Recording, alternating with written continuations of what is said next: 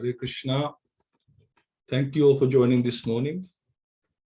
Back on the Srimad Bhagavatam class and attentive japa. And we're looking forward to your association today. So we'll make a start. And we're still talking about Hiranyaksha and Hiranyakashipu. More about Hiranyaksha, who is about to get killed today, because Lord in his bow incarnation was toying with him, and then Brahmaji came and says, please kill this demon before he gets away, because it's getting nighttime, he'll get stronger, he might escape, so please finish him because he's very detrimental to our survival. So thank you so much. We'll make a start. So this is just taking us back to Maitra Rishi and Vidur. So Shri Maitra said, after hearing the words of Brahma, the creator, which were free from all sinful purposes and as sweet as nectar, the Lord heartily laughed and accepted his prayer with a glance laden with love. So the prayers of the demigods or devotees of the Lord are free from all sinful purposes, but the prayers of demons are always filled with sinful purposes. The demon Hiranyaksha became powerful by deriving a boon from Brahma, and after attaining that boon, he created a disturbance because of his sinful intentions. The praise of Brahma and other demigods are not to be compared to the praise of the demons. So they pray for different purposes.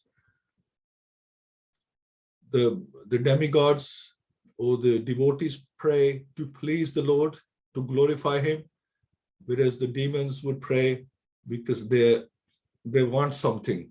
They want something in return. Their purpose is to please the Supreme Lord. Therefore, the Lord smiled and accepted the prayer to kill the demon. Demons who are never interested in praising the Supreme Personality Godhead because they have no information of him go to the demigods, and in Bhagavad-Gita it is condemned. Persons who go to the demigods and pray for advancement in sinful activities are considered to be bereft of all intelligence. Demons have lost all intelligence because they don't know what is actually their self-interest. Even if they have information of the Supreme Personality Godhead, they decline to approach him. It is not possible for them to get the desired boons from the Supreme Lord because their purposes are always sinful. It is said that the dacoits in Bengal used to worship the goddess of Kali, for fulfillment of their sinful desires, to plunder others' property. But they never went to Vishnu temple because they might have been unsuccessful in praying to Vishnu. Therefore, the prayers of demigods or the devotees of the Supreme Personality Godhead are always untinged by sinful purposes. Okay, so let's do a quick prayer. Om Namo Bhagavate Vasudevaya. Om Namo Bhagavate Vasudevaya. Om Namo Bhagavate Vasudevaya. Mukham Kroti Vachalam Pangum Langyate Girim Yat Kirpata Homande Shri Guru Din Taranam Param Ananda Madhavam Shri Chaitanya Ishram Hari Om Tassat Narayan Namaskritya Naram Chaiva Narotamam Devim Saraswatim Vyasam Tato Jayam Udiriyat Nasta Preshav Abadareshu Nityam Bhagavad Sevya Bhagavati Uttam Shloke Bhakti Bhavati Neshtiki. Hare Krishna. So the Lord, who had appeared from the nostril of Brahma, sprang and aimed his mace at the chin of his enemy, the Hiranyaksha demon, who was stalking fearlessly before him. Struck by the demon's mace, however, the Lord's mace slipped from his hand and looked splendid as it fell down whirling. This was miraculous, for the mace was blazing wonderfully. So enough thou, the demon had an excellent opportunity to strike his unarmed foe without obstruction. He respected the law of single combat, thereby kindling the fury of the Supreme Lord. So this is amazing that he didn't strike it, he was keeping to the rules. Maybe he was very confident about himself. He didn't break the rules. As the Lord's mace fell to the ground and a cry of alarm arose from the witnessing crowd of gods and wishes, the Personality Godhead acknowledged the demon's love of righteousness and therefore invoked his Sudarshan disc. As the discus began to revolve in the Lord's hands, and the Lord contended at close quarters with the chief of his Vaikuntha attendants, who had been born as Hiranyaksha, a vile son of Diti, there issued from every direction strange expressions uttered by those who were witnessing from airplanes. They had no knowledge of the Lord's reality, and they cried, "May victory attend you! Pray, dispatch him, play no more with him." So the attendants of the other planets, Vaikuntha planets, they were watching. They didn't know who the Lord was, but they still wanted him to win because they hated Hiranyaksha, who was a nuisance to everyone.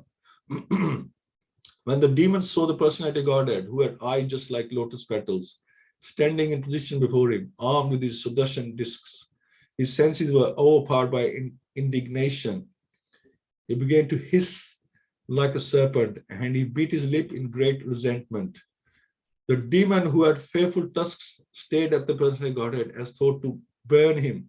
Springing into the air, he aimed his mace at the Lord, exclaiming at the same time, "You are slain."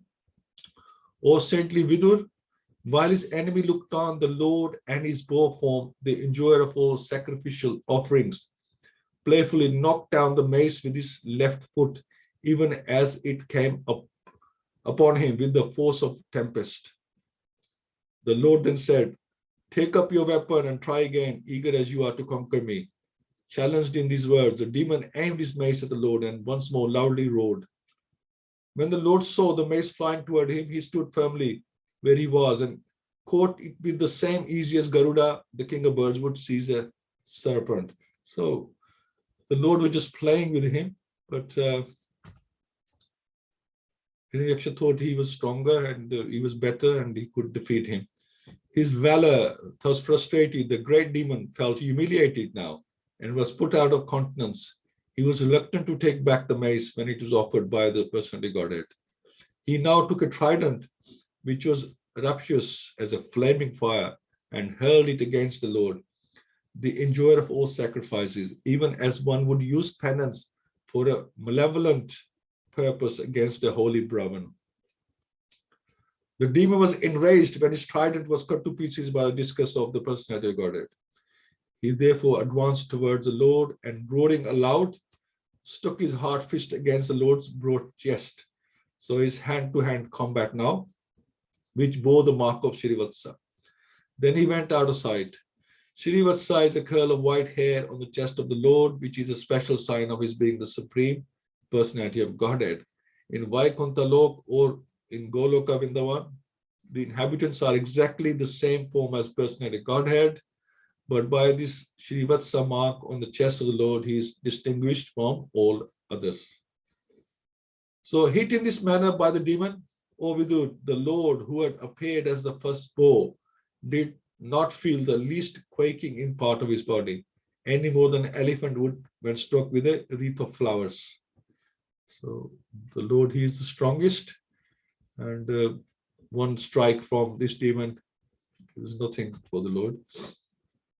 The Lord enjoyed the striking on his transcendental body, just like a fully grown-up father fighting with his child. Sometimes the father takes pleasure in having a mock fight with his small child.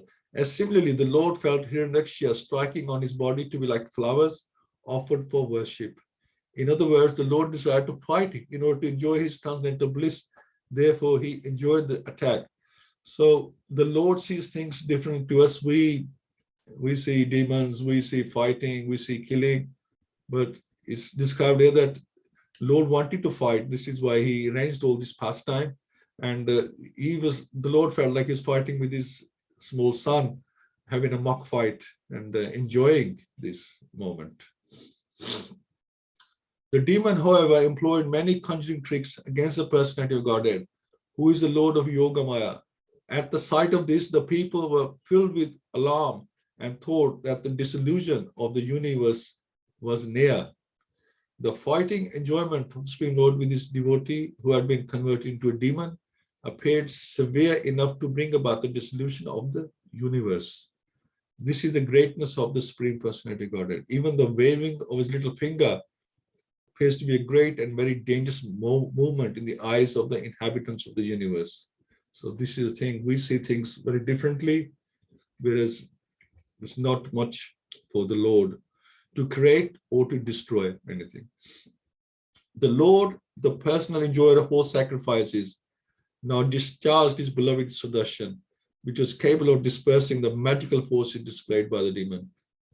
So even famous yogis and demons can sometimes enact very magical feats by their mystic power. But in the presence of the Sudarshan Chakra, when it is let loose by the Lord, all such magical jugglery is dispersed. The instance of the quarrel between Durvasa Muni and Maharaj Ambarish is a practical example in this matter. Durvasa Muni wanted to display many magical wonders, but when the Sudarshan Chakra appeared, Durvasa himself was afraid and fled to various planets for his personal protection. The Lord is described here as Tripath, which means that he's the enjoyer of three kinds of sacrifices. So in Bhagavad-Gita, the Lord confirms that he's the beneficiary and enjoyer of all sacrifices, penances, and austerities. The Lord is the enjoyer of three kinds of yagyas, as further described in Bhagavad-Gita. There are sacrifices of goods, sacrifice of meditation, and sacrifices of philosophical speculation. So those on the path of Gyan, Yoga, and Karma all have to come in the end to the Supreme Lord, because Vasudeva Sarmiti Samatma Sudulabha. The Supreme Lord is the ultimate enjoyer of everything. This is the perfection of all sacrifices. So he is the beneficiary of all yagyan and taps.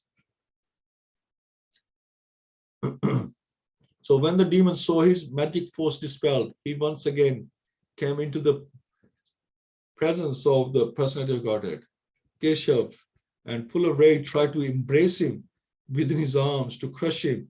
But to his great amazement, he found the Lord standing outside the circle of his arms. So the Lord is not bound by space, and who can tie up or contain the Lord, as we were reading now from other pastimes.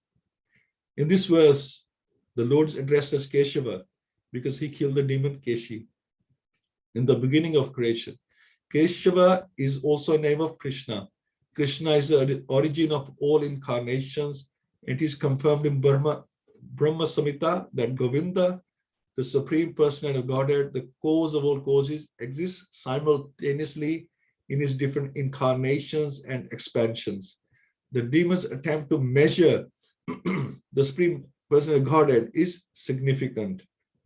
The demon wanted to embrace him with his arms, thinking that with his limited arms, he could capture the absolute by material power.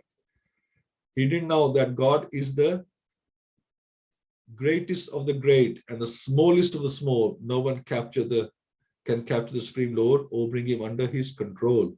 But the demoniac person always attempts to measure the length and breadth of the Supreme Lord. But his inconceivable potency, the Lord can become the universal form, as is mentioned in Bhagavad-Gita. And at the same time, he can remain within the box of his devotees as their worshipful deity. There are many devotees who keep a statue of the Lord in a small box and carry it with them everywhere. Every morning, they worship the Lord in the box. So the Lord is absolute. He can be the biggest, he can be the smallest, he can be a deity, he can be whatever you want him to be. This is the thing. The Supreme Lord Keshav, or the personality of Godhead, Krishna, is not bound by any measurement or calculation. He can remain with his devotee in any suitable form, yet he is unapproachable by any amount of demoniac activities. The demon now began to strike the Lord with his hard fists, but Lord Adokshaj slapped him in the root of the ear, even as Indra, the Lord of the Maruts, hit the demon Vritrasur. The Lord is explained here to be Adokshaj, beyond the reach of all material calculation. Akshaja means the measurement of our senses, and Adokshaja means that which is beyond the measurement of our senses. Thou struck indifferently by the Lord, the conqueror of all. The demon's body began to reel. His eyeballs bulged out of the sockets. his arms and legs broken, and the hair on his head scattered. He fell down dead, like a gigantic tree uprooted by the wind. It doesn't not take even a moment for the Lord to kill any powerful demon, including Hiranyaksha. The Lord could have killed him long before, but he allowed the demon to display the full extent of his magical feats. It's like a father saying, come on, see what you can do, what tricks you have. They're just playing with him. One may know that by magical feats, by scientific display, by scientific advancement of knowledge, or by material power, one cannot become the equal of the Supreme Personality of Godhead. His one signal is sufficient to destroy all our attempts. His inconceivable power, as displayed here, is so strong that the demon, despite all his demoniac maneuvers, was killed by the Lord when the Lord desired, simply by one slap. So Brahma and others arrived on the spot to see the fearful tusked demon lying on the ground, biting his lip. The glow of his face was not yet unfaded. And Brahma admiringly said, oh, who could meet such blessed death? So although the demon was dead, his body luster was unfaded. This is very peculiar because when a man or animal is dead, the body immediately becomes pale. The luster gradually fades and decomposition takes place. But here, although Hiranyaksha lay dead, his body luster was unfaded because the Lord, the Supreme Spirit was touching his body. One's body luster remains fresh only as long as the spirit soul is present inside the body. Although the demon's soul had departed his body, the Supreme Spirit touched the body, and therefore his body luster did not fade. The individual soul is different from the Supreme Personality of Godhead. One who sees the Supreme Personality of Godhead when he quits his body is certainly very fortunate. And therefore, personalities like Brahma and other demigods eulogized the death of the demon. So the devotees, they realized that this demon was no ordinary demon. He was special, that he's still glowing, and he also managed to put up a really good fight with the Lord. And in his last moments, he saw the Lord. He was killed by the Lord, or the Lord had to come and kill him. He incarnated to kill this. So this demon was special, but they didn't know the pastimes of who Hiranyaksha was, but they realized that he was somebody special. And obviously the devotees, they recognize the Lord as well. Whatever form the Lord takes, they can recognize him from his activities. They can straight away say, oh, this is the Lord himself, because nobody else can do that. Whereas the demons, when they see a bow, they see an animal. So Hiranyaksha, although he's a devotee, he was in the illusion of a demon. He just saw that he was fighting an animal. He even called him animal. He was fighting an animal, and that was his mentality as a demon. Whereas for the devotees, Lord in any shape or form is still the Lord. So thank you so much. That was the reading from that pastime. Would love to get your opinions on this. We'll start with the Rukmini Mataji, Hare Krishna Mataji, and I just want to welcome everybody. Rukmini Mataji, Janki Mataji, Jai Prabhu, Madhav Sham Sundar Prabhu, Partha Prabhu, Parveen Mataji, Prem Prakash Prabhu, and Sarvashriya Mataji. Thank you for joining. Haji Rukmini Mataji. Hare Krishna Prabhu. Hare Krishna Mataji. Yes. Very, very interesting story. The Hiranyakashipu was the great, and Krishna, Lord, has to come to fight with him. Like you said, a father fight with little son, and he let him be stronger than father. So Lord's just playing with this demon, Hiranyaksha. But Hiranyaksha doesn't know that he is a Lord I'm fighting with. He's a Lord. I will never going to win. Maybe he must be knowing and he was trying. We don't know their thinking. It's very interesting and very, very, and just look, not fighting one day like this Kali Yuga. one slap, one box, finish, fight. This Krishna and Lord Krishna and Hiranyaksha fighted how many years? They were just fighting, and I don't even imagine. This is all out of imagination, Prabhuji. How long they have fought it? Yeah, it doesn't say, but it wasn't a long fight. Because they wanted this fight to finish. All the demigods are saying, look, just finish it before it becomes nighttime. So I'm assuming it's just on the day they were fighting. Before it gets dark, they wanted to just finish the demon before it gets too strong. So it's possible that it was just on the particular day they were fighting. And then the Lord had to protect the earth as well. So he couldn't waste too much time on him, on the Hiranyaksha, because he put the earth, and from his he actually put the earth on top of the water, which was amazing as well to everyone, that the earth was floating. So the Lord had other tasks to do, so he wanted to actually play with the demon and then finish him off as quickly as possible. Yeah, very surprising, Prabhuji. They are daring, this Hiranyaksha and Hiranyakashipu and all the demons wish to fight with Lord, but still it is their end. Their end becomes good. They from demon to they become the pious people when they die. Yes, Mother. We have to understand that whatever your desires are, and in this case, the demons, they are devotees and they follow the Lord's desire. This is one thing. We have our own desires. The devotees have the Lord's desire. The Lord's desire was that he wanted to fight. So these devotees are following the Lord's desire. Now, whether it's our desire or the Lord's desire, we'll get an appropriate body to carry out that desire. This is the thing. This is with us. That this is why our desires have to be Lord's desire, or they have to be in desires in mode of goodness, because then our next body will be appropriate for our desires. If we have wrong desires, then we'll get a body for that particular desire. If you just want to enjoy, then you get a body to enjoy. We'll give examples of who wants to eat meat becomes a tiger, and like that. People who like flying, they become a bird. If you like too crazy about something, then God gives you that kind of body to do. If you like climbing, become a spider. These are examples given.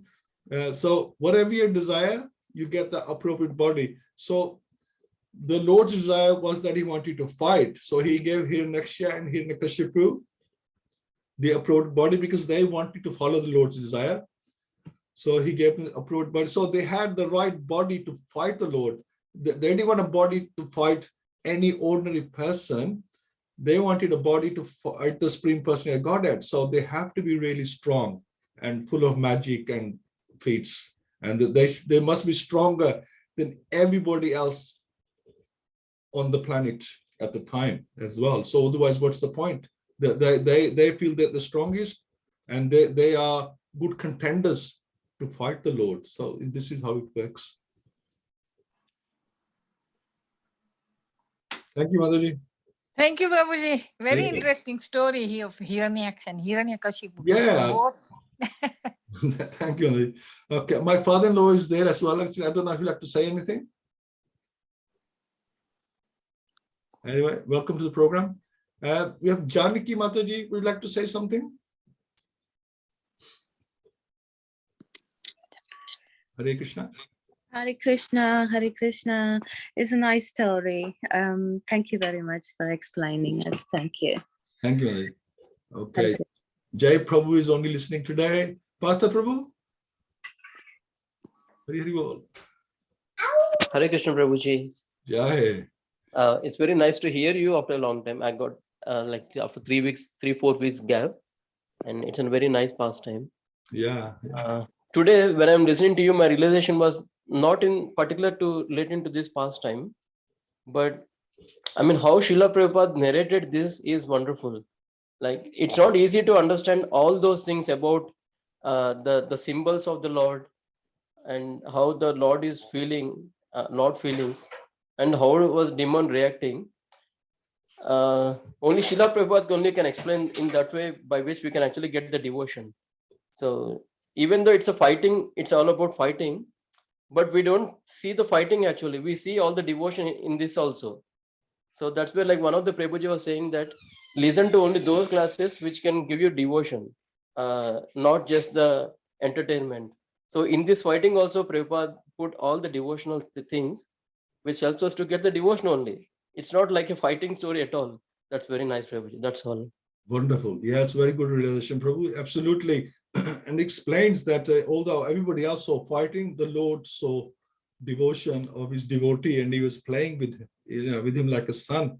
So yeah, it's and in Mahabharata as well, we see a lot of these effects as well. So yeah, with the Lord, it's all about his devotee and him, and the reciprocation with the devotee. This is how it's seen. Yeah, wonderful. Thank you so much. And you explained so well, Prabhuji. Thank you so much. Thank you, Prabhu. Very good. Yeah. Parveen Mataji. Hare Krishna Mataji. Hare Krishna Prabhuji, Danvat Pranam. Yes, very nice pastime and very nice realization from Pratha Prabhu. Really, really nice. Yeah, the one thing that came to my mind was a difference between demon and devotee.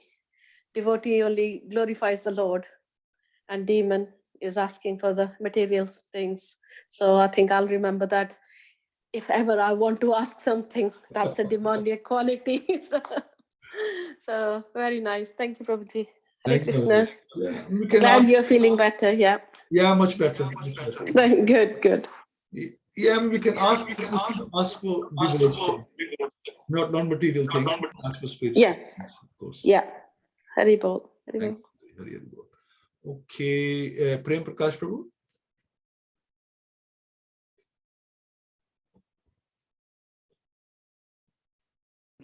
Hare Krishna Prabhuji, Dhanam Pranam, Jai Shafak, Guru Maharaj ki Jai.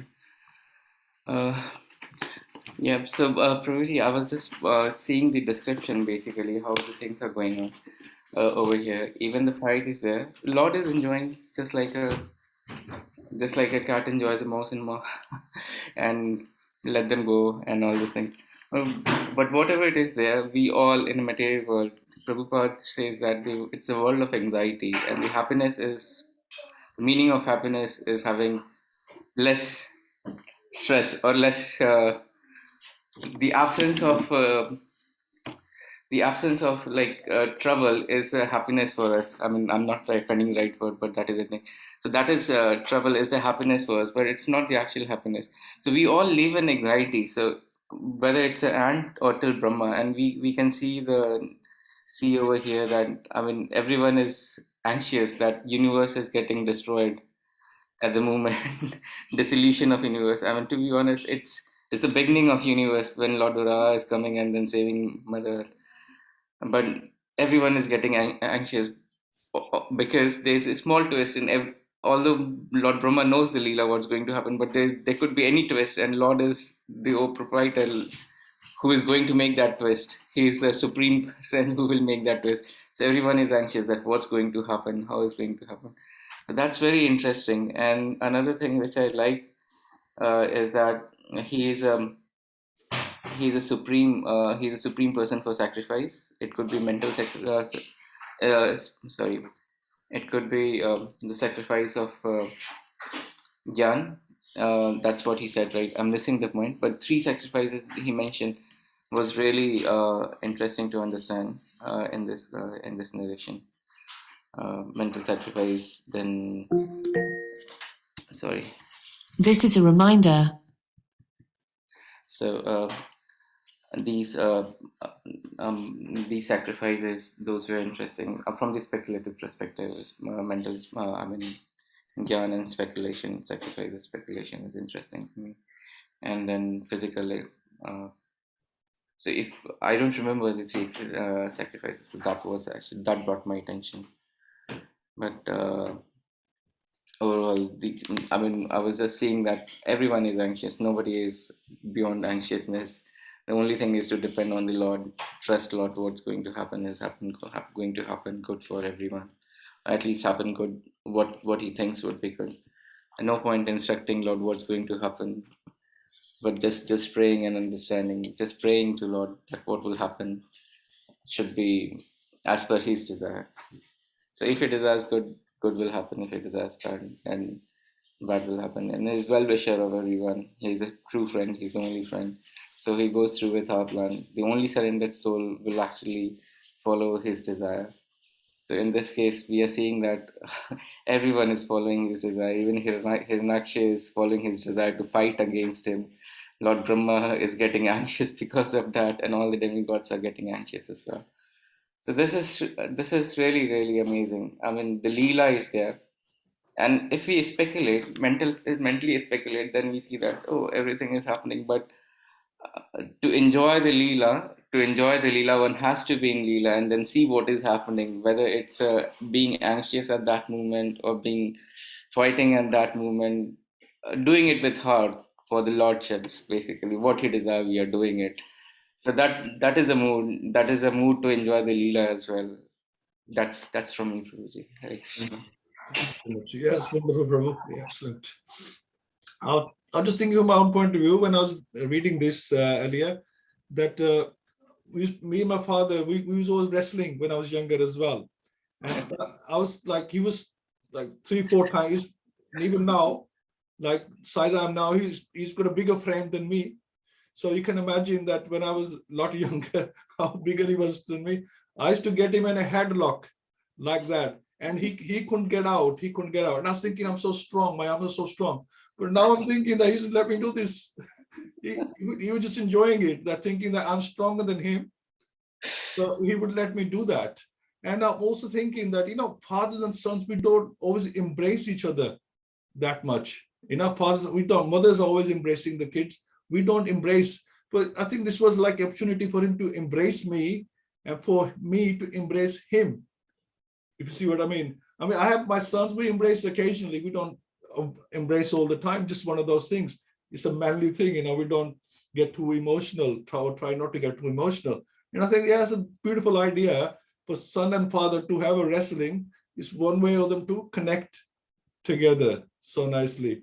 So, and plus he let me think I'm stronger as well. So it's fantastic pastime that the father and son, they are actually fighting. To them, it's a mock fight. And, they are getting close to each other at the same time. So, so we can connect this to our lives as well. Thank you, Prabhuji. Thank you so much. Yeah, and just one more thing, Prabhuji. Just coming out of the Leela, if we speculate basically the thing, what we come out of, what we take basically is looking from the Jaya and Vijay's perspective, Vijay's perspective. Look, the desire of the Lord and the separation of the Lord is so is so important. One cannot stay separated even in a good condition. Just like sadhu, as a sadhu, one can't be separated from the Lord for so long. So they desire to fulfill the desire of the Lord regardless of whatever position they has to be. मुझे वो समझ में नहीं आया. Sorry. क्या आपने Sorry. So what I'm trying to say is that the desire of the Lord is so important. It doesn't matter whatever position we are in. That's another exemplification of that. The Lord wants to fight with him. Okay, that's the mood. Let Lord desire. Let be fulfilled what Lord actually wants, regardless whether I'll be demonized, I'll be criticized. It doesn't really matter. And we have many examples in Bhagavatam ji as well, and many examples in Ramayana and Mahabharata, where personal glorification or personal status doesn't matter.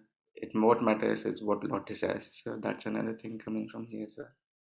Thank you. Yes, that's wonderful. Yeah, I think the ultimate example is the gopis, isn't it? When Krishna has a headache, and they're happy to for him take the dust off their feet, even if they might go to hell, they don't care, because that's the Lord's desire, and it will help the Lord. It will satisfy him. So they're happy to do whatever it takes, and this is why the gopis are seen as the ultimate devotees. Wonderful. Thank you so much. Okay, Sarveshi Mataji. Hare Krishna, everybody. Hare Krishna, Mataji. Prayers of Brahma and the demigods are to glorify the Supreme Lord, and the prayers of demons are to harm people. Death is unavoidable. If one takes birth, he has to die. He has to die. But demons think that they are immortal because they have boon from demigods. They are under illusion. Whole world is under illusion. In Mahabharata, Yamraj in the form of Yakshas asked the question to Maharaj Yudhishthira, what is the most amazing thing in this world? Yudhishthira Maharaj said, people see their father and then grandfather die, but they think they will live forever and engage in sense gratification. But Supreme Lord has this chakra, it is very powerful and it's got 1,000 spikes. And that Sudarshan Chakra and the club was given by Agni Deva. It is in Mahabharata it says that when they gave help the Agni Deva burn the Khandav forest, then it was given by them. And the Lord, he sometimes he's like to fight and show his anger. Like it was when he fights, he really shows his anger, just like he done in Damodar Leela to Mother Yashoda. He showed his anger, broke the pot. So to reciprocate with the devotees, the Lord sometimes likes to fight or sometimes show his anger. And he does all this Leela for the people. He comes down to show the Leela so people can read and get purified by all the Leelas. And it is Shironam. It is the first devotional service that we by these Leelas. That's why he comes down. Otherwise, he can send anybody to come and kill the demon. He don't have to come, but he comes down. So we can hear his Leela, we can see, we can read the Leela, and we can go back to Godhead. Thank you. Thank you so much, Malik. Absolutely. And the Lord, by his pastimes, is not just fulfilling his desire, he is also teaching a lot of things as well. He's setting a lot of examples, teaching us a lot of things about devotees, about demons, about himself, his strength and what he's capable of. There's so many things to learn. This is without his pastime, we probably wouldn't have Srimad Bhagavatam because it's full of Lord's pastime. He has to set up some manual for us where we can learn about him, which is very important for us to, if we want to go back to Godhead. It's all there in written word for us, so we can read it, and it's purifying when we read this as well. But every time we read this pastime, it's purifying for us. When we hear, it's purifying for us. So it's the Lord has so many reasons for doing what he does, not just one reason. We say kill two birds with one shot. Krishna kills unlimited birds with one shot, or with one pastimes. He can do so many things. So this is the amazing Lord. So thank you so much. I'd like to do a couple of rounds now. Sureshi Mataji would like to start the first round, and then Rukmani Mataji, please do the second round. Hare Krishna.